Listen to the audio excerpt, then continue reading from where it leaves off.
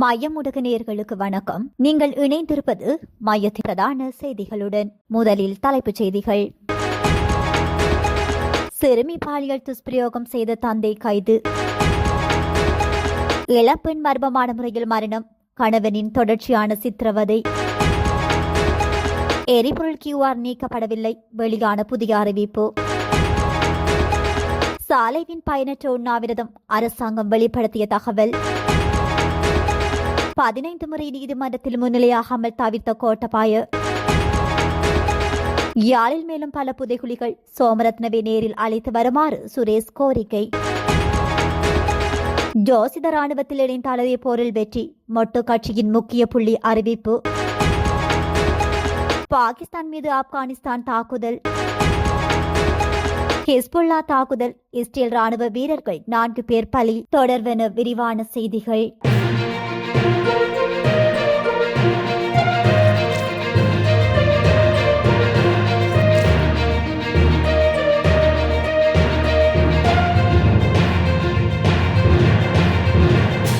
Nuwara Eliya Dayagama police பிரிவுக்குட்பட்டு Dayagama LLD தேசிய கால்நடை பண்ணையின் David bomb பகுதியில் 16 வயதுடைய தனது மகளை பாலியல் துஷ்பிரயோகத்திற்குட்படுத்தியதாக கூறப்படும் குற்றச்சாட்டின் பேரில் 42 வயதுடைய தந்தையொருவர் இன்று காலை சுமார் 11 மணியளவில் டயகம போலீசாரால் கைது செய்யப்பட்டுள்ளார். போலீசாருக்கு கிடைத்த ரகசிய தகவலின் அடிப்படையில் மேற்கொள்ளப்பட்ட விசாரணைகளை தொடர்ந்து சந்தேக நபர் கைது செய்யப்பட்டதாக தெரிவிக்கப்பட்டுள்ளது. பாதிக்கப்பட்டதாக கூறப்படும் சிறுமி மருத்துவ பரிசோதனைகளுக்காக வைத்தியசாலையில் அனுமதிக்கப்படுவதற்கான நடவடிக்கைகள் மேற்கொள்ளப்பட்டுள்ளதாகவும் சம்பவம் தொடர்பான மேலதிக விசாரணைகளை டயகம போலீசார் முன்னெடுத்து வருவதாகவும் தெரிவிக்கப்பட்டுள்ளது. கண்டிகுண்ட சாலையில் வசித்து வந்து 23 வயதுடைய திருமணமான இளம்பெண் ஒருவரின் சடலம் மீட்கப்பட்டுள்ளதாக போலீசார் தெரிவித்துள்ளனர். இன்று அதிகாலை 2 படிகளவில் அவரது படுக்கறையில் இருந்து சடலம் மீட்கப்பட்டுள்ளது. குறித்த பெண்ணை அவரது கணவர் மற்றும் குடும்ப உறுப்பினர்கள் தாக்கி கொலை செய்துள்ளதாக உறவினர்கள் குற்றம் சுமத்தியுள்ளார்கள். எனினும் தான் இசை நிகழ்ச்சியொன்றை பார்ப்பதற்காக சென்றுவிட்டு இன்று அதிகாலை வீட்டிற்கு வந்தபோது மனைவி தூக்கில் தொங்குவதை கண்டதாகவும் பின்னர் கயிற்றை அறுத்து அவரது உடலை கட்டிலில் வைத்ததாகவும் கணவர் குறிப்பிட்டுள்ளார். குறித்த இருவரும் திருமணமாகி சுமார் 2 வருடங்கள் ஆகியுள்ளன. இந்த நிலையில் போதைப் பொருளுக்கு அடிமையான கணவனால் தனக்கு மேற்கொள்ளப்படும் சித்திரவதைகள் மற்றும் அச்சுறுத்தல்கள் தொடர்பாக பலகொல்ல போலீஸ் நிலையத்தில் பல முறைப்பாடுகள் பதிவு செய்யப்பட்டுள்ளதாக உயிரிழந்த பெண்ணின் உறவினர்கள் தெரிவித்துள்ளனர். கணவர் அடிக்கடி தன்னை தாக்குவதால் அடிக்கடி தனது சொந்த வீட்டிற்கு சென்று வருவதாக தெரிய வந்துள்ளது. பின்னர் மீண்டும் கணவரின் வீட்டிற்கு செல்வதாகவும் அவரிடமிருந்து விவாகரத்து பெறுவதற்கு அவர் தயாராகி வந்ததாகவும் உறவினர்கள் மேலும் தெரிவித்துள்ளனர். இதேவேளை உயிரிழந்த பெண்ணால் எழுதப்பட்டதாக கூறப்படும் கடிதம் ஒன்றை கணவரின் குடும்பத்தினர் போலீசாருக்கும் நீதவானுக்கும் சமர்ப்பித்துள்ளனர். எனினும் அந்த கடிதத்தில் உள்ள கையெழுத்து தங்களுடைய இறந்து போன மகளுடையது அல்ல என பெண்ணின் உறவினர்கள் தெரிவித்துள்ளனர். விசாரணையின் போது பெண்ணின் தரப்பைச் சேர்ந்தவர்கள் பதட்டத்துடன் நடந்து கொண்டமையால் அந்த இடத்தில் பரபரப்பான சூழ்நிலை உருவாக்கியுள்ளது. பின்னர் பெண்ணின் சடலத்தை பிரேத பரிசோதனைக்காக கண்டிய தேசிய வைத்தியசாலைக்கு அனுப்பி வைக்குமாறு நீதவான் உத்தரவிட்டுள்ளார். போலீசார் இந்த விடயம் தொடர்பாக மேலதிக விசாரணைகளை முன்னெடுத்து வருகின்றமை குறிப்பிடத்தக்கது. எரிபொருள் வழங்கும் போது QR குறியீடுகளை பயன்படுத்துவதை நீக்குவது குறித்து இன்னும் முடிவெடுக்கப்படவில்லை என தெரிவிக்கப்பட்டுள்ளது. குறித்த விடயத்தை இலங்கை பெட்ரோலிய கூட்டு தாபனத்தின் நிர்வாக பணிப்பாளர் மயூரநெத்தி குமாரகே தெரிவித்துள்ளார். அதன்போது உலக சந்தையில் எரிபொருள் விலைகள் இன்னும் ஏற்ற இறக்கத்துடன் இருப்பதாக அவர் சுட்டிக்காட்டியுள்ளார். இதற்கிடையில் இன்று உலக சந்தையில் கச்சா எண்ணெய் விலையில் மீண்டும் ஒரு சிறிய உயர்வு பதிவாகியுள்ளது. அதன்படி ஒரு பீப்பாய் பிராண்ட் கச்சா எண்ணெய் விலை $80.57 ஒரு பெரல் VTI கச்சா எண்ணெயின் விலை $76.54 பதிவாகியுள்ளமை குறிப்பிடத்தக்கது. தற்போது தடுப்பு காவல் உத்தரவின் கீழ் வைக்கப்பட்டு வைத்தியசாலையில் அனுமதிக்கப்பட்டுள்ள முன்னாள் புலனாய்வு தலைவர் சுரேஷ் சாலி வாய் வழியாக மட்டுமே உணவு உட்கொள்வதை தவிர்த்து வருவதாக சுகாதார அமைச்சர் நலிந்த ஜெயதிஸ் தெரிவித்துள்ளார். அவர் பிற வைத்திய முறைகள் மூலம் உடலுக்கு தேவையான ஊட்டச்சத்துக்களை உட்கொள்ள மறுக்கவில்லை என்றும் அவ்வாறு இல்லாத பட்சத்தில் எவராலும் இவ்வளவு நீண்ட காலம் உண்ணாவிரதம் இருக்க முடியாது என்றும் அமைச்சர் சுட்டிக்காட்டியுள்ளார். கொழும்பில் நடைபெற்ற நிகழ்வொன்றின் பின்னர் ஊடகவியலாளர்களிடம் கருத்து வெளியிட்ட அமைச்சர் முன்னாள் புலனாய்வு தலைவரின் இந்த முயற்சி ஒரு பயனற்ற செயல் என தெரிவித்துள்ளார். எனவே அவர் செய்ய வேண்டியது குற்றவாளிகளையும் அவர்களுக்கு பின்னணியில் இருந்து ஆதரவளித்தவர்களையும் குற்றங்கள் தொடர்பான விவரங்களையும் மறைப்பதல்ல என்று மாறாக அந்த தகவல்களை சட்டத்தின் முன் வெளிப்படுத்துவதே ஆகும் எனவும் அமைச்சர் நலிந்த ஜெயதிஸ் மேலும் வலியுறுத்தியுள்ளார். பொது நிதியினை செலவழித்து தனது பெற்றோரின் கல்லறை நினைவு சின்னங்களை அமைத்ததாக குற்றம் சாட்டப்பட்டுள்ள முன்னாள் இலங்கை ஜனாதிபதி கோட்டபய ராஜபக்ஷ 2016 முதல் 2019 வரையிலான காலப்பகுதியில் 15க்கும் மேற்பட்ட சந்தர்ப்பங்களில் நீதிமன்ற விசாரணைகளில் இருந்து தவிர்ந்ததாக தகவல்கள் வெளியாகியுள்ளது. இந்த நிதி முறைகேடு அவர் பாதுகாப்பு அமைச்சின் செயலாளராக பணியாற்றிய காலத்தில் இடம்பெற்றதாக தெரிவிக்கப்படுகின்றது. ஒரு அரசின் உயரடுக்கிலுள்ள ஒருவர் 15 முறை நீதிமன்றத்தில் முன்னிலையாகாமல் தவிர்த்தார் என்ற தகவல் அது ஜனநாயகத்தில் மற்றும் சட்டத்தின் முன்னிலையில் சமத்துவம் குறித்து கடுமையான கேள்விகளை எழுப்பக்கூடிய ஒன்று. எந்தவொரு சாதாரண நபருக்கும் நீதிமன்ற அழைப்பை மீறுவது அனுமதிக்கப்படாத ஒன்று என்பதால் உயர்நிலை அரசியல் பதவியில் இருந்தவர்களுக்கும் அதிக அளவிலான பொறுப்புகள் இருக்க வேண்டும். இந்த விவகாரம் தொடர்பாக 2019 ஆண்டு சர்வதேச ஊடகம் ஒன்று வெளியிட்ட அறிக்கையில் பொதுமக்களின் பணத்தை பயன்படுத்தி நினைவு சின்னங்கள் கட்டப்பட்டதாக முன்வைக்கப்பட்ட குற்றச்சாட்டுகள் மற்றும் அதனுடன் தொடர்புடைய நீதிமன்ற நடவடிக்கைகள் குறித்து விரிவாக விளக்கப்பட்டிருந்தது. இவ்வழக்கு தொடர்பான மேலதிக தகவல்கள் மற்றும் விசாரணை விவரங்கள் அப்போது ஊடகங்களில் பரவலாக பேசப்பட்டன.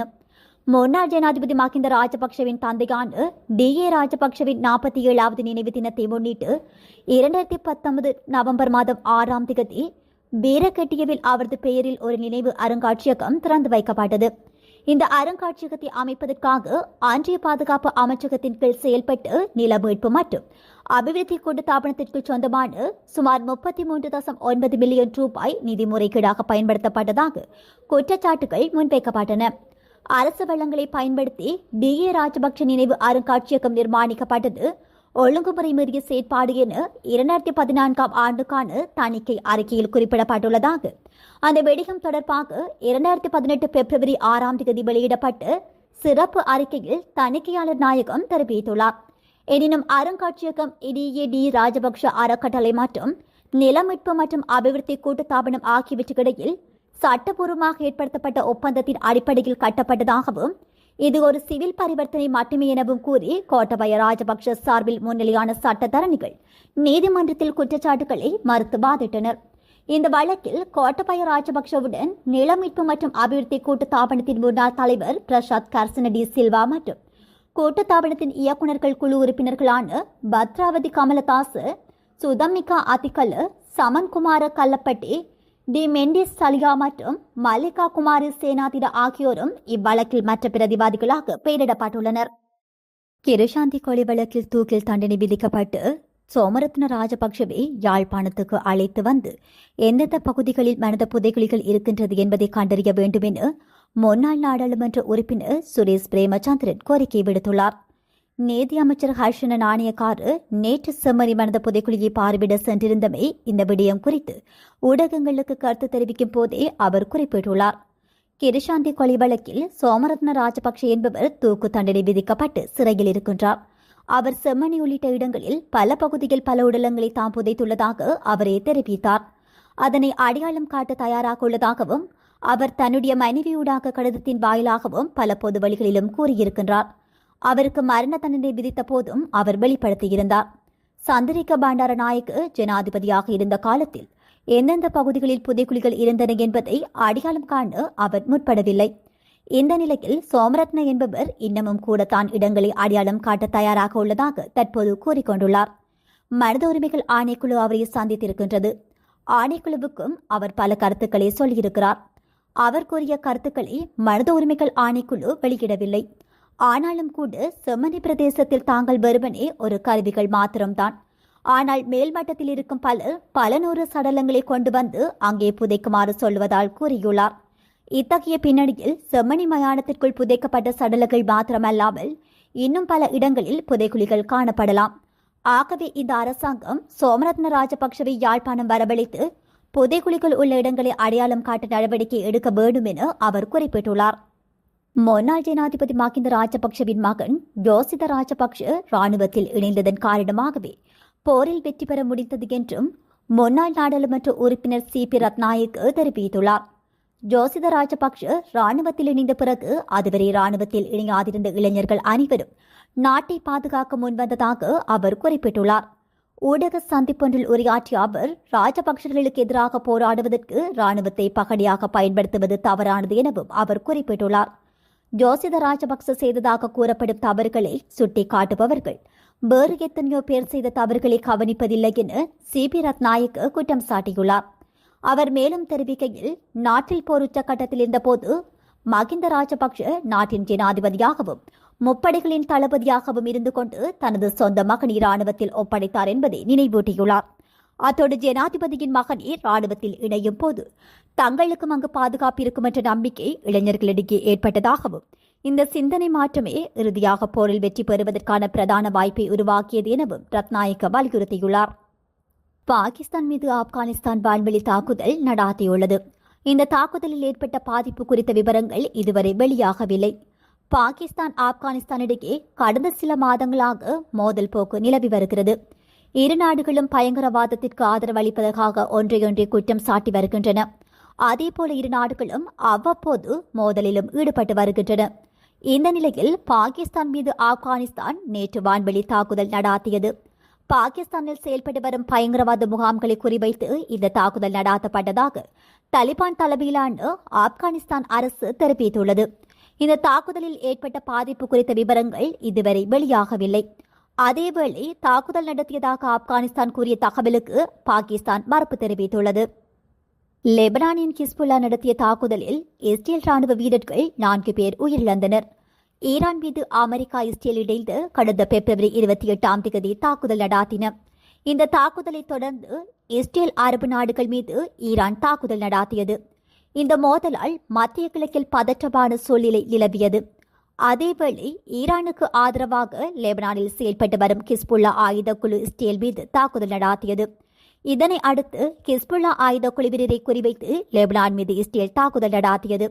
இதனால் இரு தரப்புக்கும் இடையே மோதல் நீடித்து வருவதாக தெரிவிக்கப்பட்டுள்ளது. இஸ்ரேல் படையினர் லெபனானுக்குள் நுழைந்து தாக்குதல் நடாத்தி வருகின்றனர். இந்த நிலையில் லெபனானின் டப்னிட் கிராமத்தில் சென்று கொண்டிருந்த இஸ்ரேல் படையினரை குறிவைத்து ஹிஸ்புல்லா ஆயுதக்குழுவினர் தாக்குதல் நடாத்தினர். இந்த தாக்குதலில் இஸ்ரேல் ராணுவ வீரர்கள் 4 பேர் உயிரிழந்ததுடன் 5 பேர் படுகாயமடைந்தமை குறிப்பிடத்தக்கது. இத்துடன் மையத்தின் பிரதான செய்திகள் நிறைவு பெறுகின்றன. நன்றி.